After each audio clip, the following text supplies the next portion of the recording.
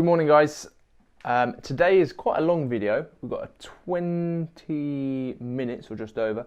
Hadn't intended for it to be that long when I started off, but we're going to take a big look at the basically chain running up the inside of the leg. So starting with the ankles, starting with that connective tissue that runs around the calcaneus or near the heel bone, and run up the inner calf up in towards your adductors, because quite often as a triathlete or as an endurance athlete, you're going to be moving in straight lines quite a bit, and when it comes to taking your legs into, or your hips into abduction, that is moving your whole leg away out to the side of the body, typically we don't have great range there, and that could be detrimental in that we injure ourselves when it comes to negotiating corners. And so basically we're just trying to get all this tissue, this connective tissue that runs around the knee, just up and down from the knee. We want to loosen that off with a lot of myofascial release. It's pretty much all myofascial release today. And we're starting off, as you can see, on the right foot with a lacrosse ball or a massage ball of your choice, trying to get into the plantar fascia. I'm finding particularly sore spots. I'm also going on to the heel bone itself, trying to think about pulling the toes up so that your ankle is in flexion, and just noticing how that changes the feeling of that pressure, where you can feel it most, and just spend a bit of time on that ball. This one's is definitely one to chuck in as and when. I leave a lacrosse ball, how I've got it at the moment, in my lounge, and excuse the horrific clash of colours that's going on at the moment. We've just moved in, so we've got all our old furniture and colours, and that wallpaper has got to go. I just leave it as is, and I leave those torture devices just on the floor so that it entices me to actually use it. You know, if I'm ever watching TV or something, then I'll just have a little foam roll on the floor, because that's how I like to spend my evenings, wriggling around in pain. Move on to the other side and do exactly the same thing, just try and explore all the tissue on the bottom of that foot.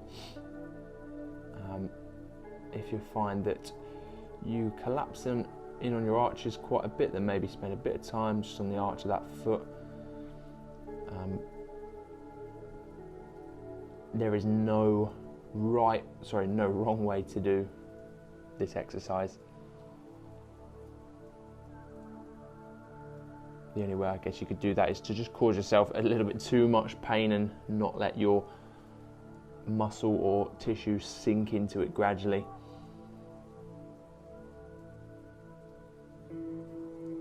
If you're someone like me who really needs to improve their ankle flexion, then just do it in ankle dorsiflexion. So that means pulling your toe up towards the shin, then roll on it. Again, as I've said in so many previous videos, you want to mobilize in the position that you're trying to create or trying to improve.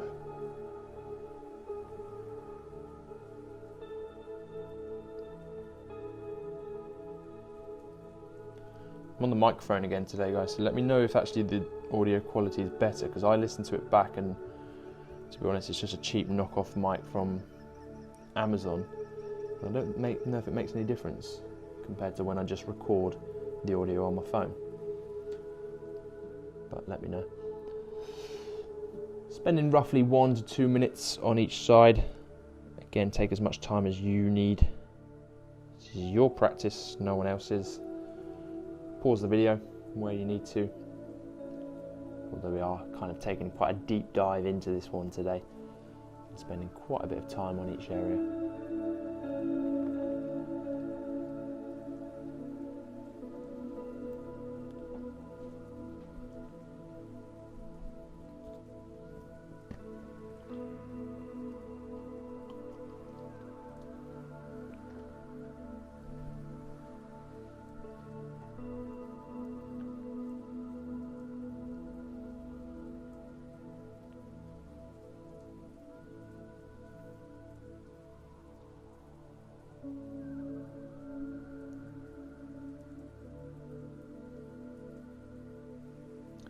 So once you've done with that, set that to one side.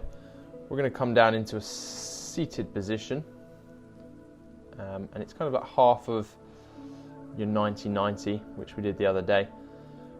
I've just grabbed the peanut ball only because I didn't have the lacrosse ball to hand, and I need something that's a little bit harder than that massage ball.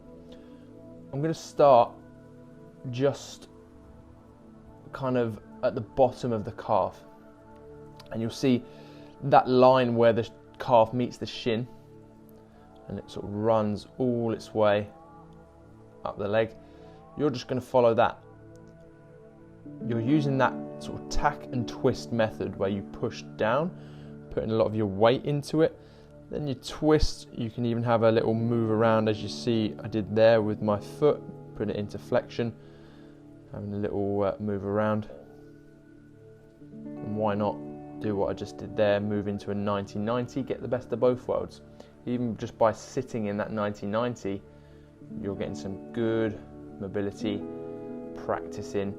You're loading up your spine in that position, getting some internal, external rotation through the hips. If you're flexible enough as well, you can use your elbow for this one. So if you don't have the equipment to hand, use your elbow.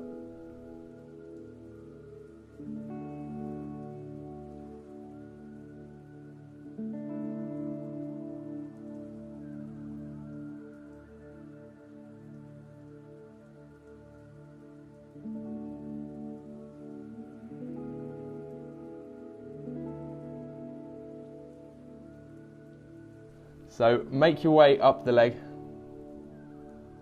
and again, take as much time as you need to focus on each area, tacking and twisting, moving the ankle into flexion, moving it back out.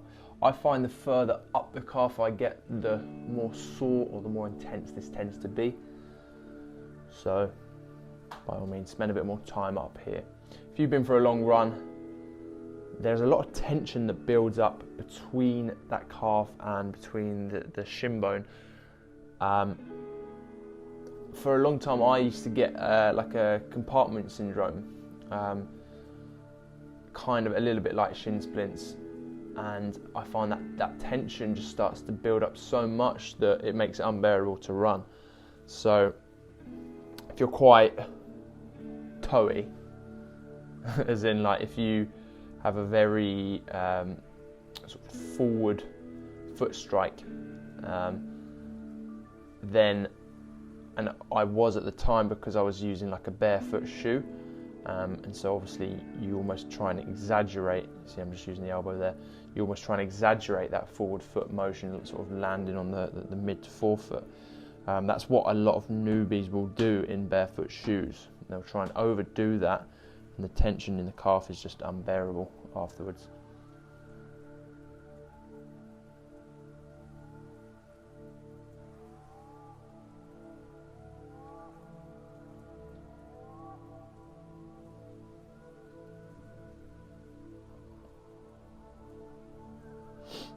We're going to stop just below the knee. I'm going to use a different torture device for above.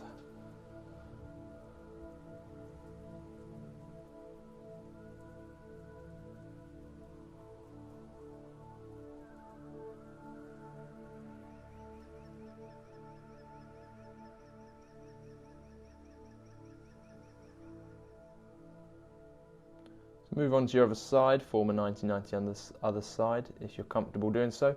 If not, just find a position where you can lay that leg flat. Starting off just, well actually I've started a little bit lower on this side, just around the calcaneus, just around the back of the ankle, and then move your way up into the bottom of the calf.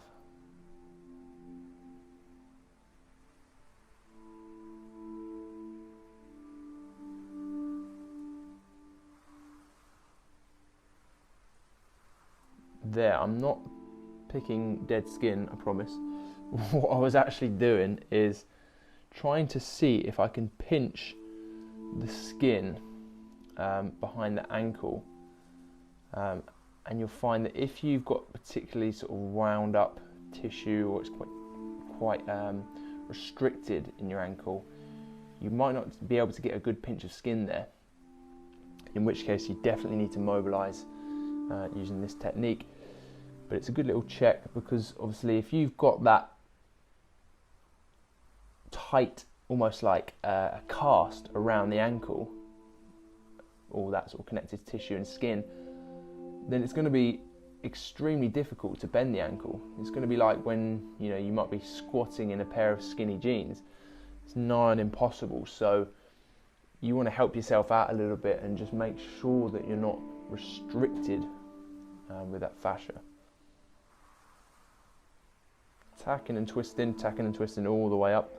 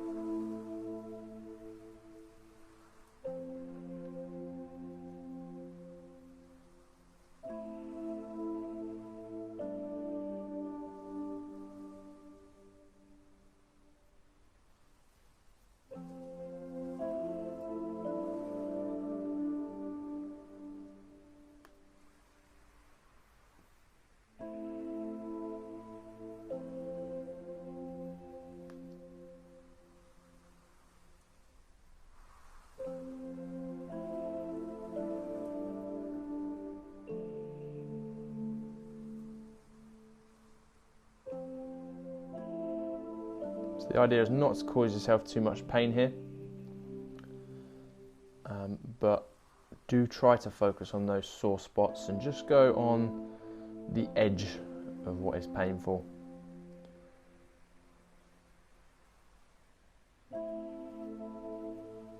The kind of common theme today is noticing how these aren't just individual muscles serving their individual functions, they're all interconnected.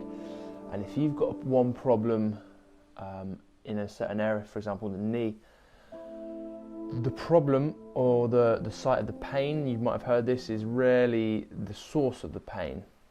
So you would start to look upstream and downstream from that problem in order to solve the issue. For example, your ankle might be very restricted, or your hips might be restricted.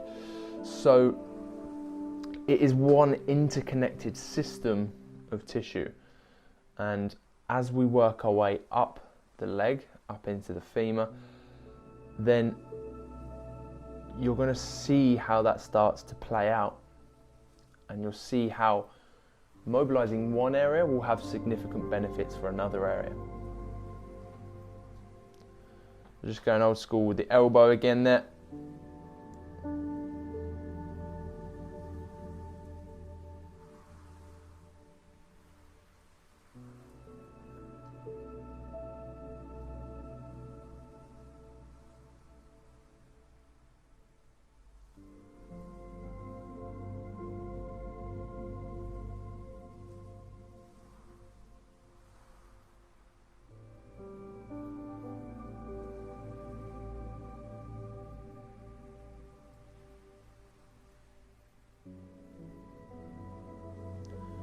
Coming back up and just placing that all to one side. So we're going to use the roller now to get into the inner thigh, work our way up into the adductors. So I'm going to position my knee and my hip at a right angle and have my other leg just straight out underneath me. And it's as though you are twisting. So for example, my spine has kind of got a little bit of a twist in there, and you'll notice I'm just right on the VMO with the foam roller. So starting at the bottom, just at the top of the knee, I take my, let's get that kettlebell out of the way, take my hip through internal rotation first of all, so that's where I lift the heel up, just where it is, as though I'm trying to point my knee in towards the floor. See how that affects it. Then do a little bit of knee extension, so try and straighten out your leg whilst keeping the pressure on, that is, so don't lift off the leg then extend the knee. Keep the same amount of pressure on all the time. And it's the same format all the way through, guys. Once you've found that you've made a little bit of progress with that area in question, move your way up the leg. Internally rotate, extend the knee, bring it back in, breathe on it, spend some time just isolated in one position, move it up the leg.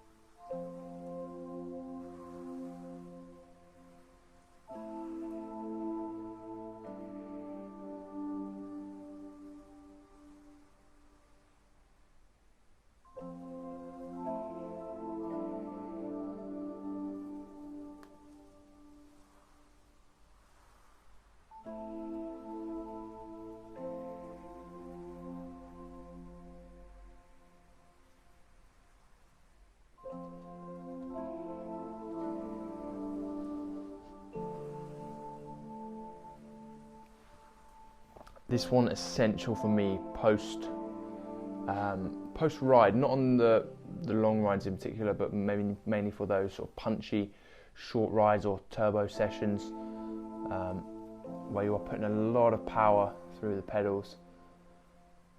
And this is an area that is going to tighten up quite quickly. And think of the limited range of motion that you're taking it through when you are cycling. You're never going out to the side and exploring that hip adduction.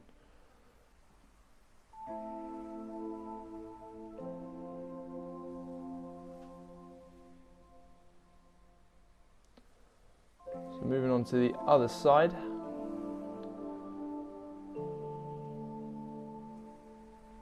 We won't get right up into the hip because I find it's quite hard to even get much weight the further up the femur you get. So we'll just start the VMO again here.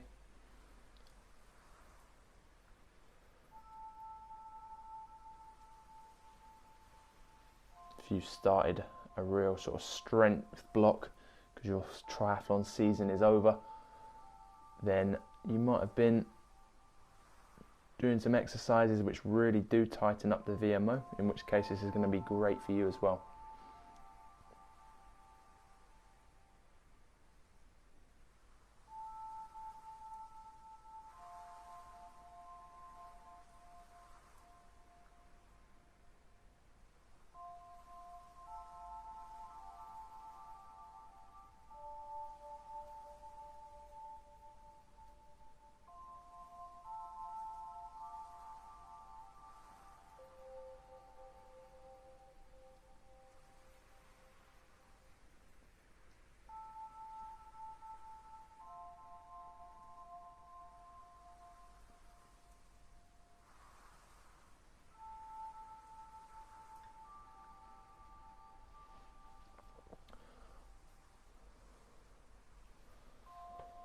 What do you guys think of the tranquil backing music that I got on this?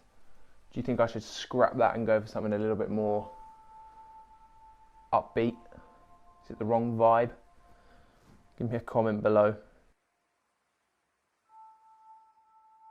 I want to make it as pleasurable an experience as possible, because let's face it, sitting on a roller is not that. It's not pleasurable. So the more I can entice you to come and do this on the daily, the better effects you're going to have, and the more it's going to pay off. Setting this up at the same time each day, be that first thing before you've done anything or last thing at night, is going to ensure that you keep all of this range that you're creating, or keep this supple tissue that you're creating, and therefore it's going to have tangible effects to your sport. It's not just going to be a little 1 minute wonder.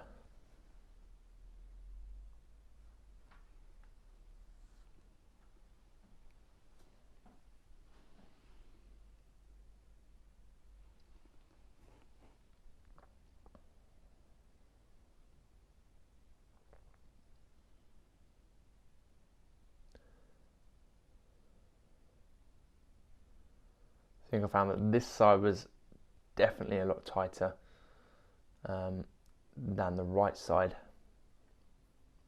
What I learned from past experience of stretching or mobility training is don't just sit in a stretch and then try and push that stretch till the point of, well, where you feel like something is going to snap. And you'll notice we never do that here. Quite often the stretches aren't static because we're on about mobility, not just flexibility. And it sounds simple, doesn't it? Don't push a stretch to the point where you feel like something's going to snap. But you'd be surprised when you factor in that whole mind over matter component. Like if you're quite a sort of strong-willed individual and feel like the only thing that's holding you back is your mental capacity for pain, then that creates quite a dangerous scenario. And in the past, I have damaged myself and my muscles almost irreparably, and you definitely don't want to do the same. So with foam rolling, that's, it's kind of not really relevant, but with static stretches, which is what we're going to go on to do in a sec, what we're going to go on to do now, you want to push to the point where there is discomfort, but not, you'll feel the difference between damaging and discomfort. So I've just put my leg out into adduction and I'm trying to drive it down into the floor. I'm on the knee of the left leg and then keeping my toe of that right leg pointed forward, heel flat. I'm trying to drive that thigh in as though you're just about to close the legs up, but of course the floor is stopping you from doing so, so you're pressing against that force, trying to light those hips up, intensify that stretch. Hold that for a few seconds, or 10 seconds to be exact. Then what you're going to do is these little reps I'm doing now of hip abduction. So you're trying to get the foot off the floor without the hip turning. If you find your body is twisting, your hip is turning in order to get that foot off the floor, stop it. All right, keep it strict. Doesn't matter if your foot is coming away from the floor. It might not even be moving an inch. Mine's coming off about maybe 2 at best. So it's just 5-second reps, 3 of those on each. Okay. So to recap on this sequence, on the other side, it is a passive stretch, trying to build tension as we squeeze into the floor. Then you're going to maximum hold for 10 seconds as we drive the inner thigh to the floor. Then you're going to completely lose that tension, take a breath there, come up onto your hands again. Not essential, but I find it's easier to get this leg off the floor. So then you're going to do 3 5-second holds of that hip abduction, squeezing your glute, trying to keep your hips level, keep them square to the floor. Easier said than done, guys. Give it a try. And that will really light up the glute, which of course is responsible for this hip abduction, which we keep talking about and which we have focused on today.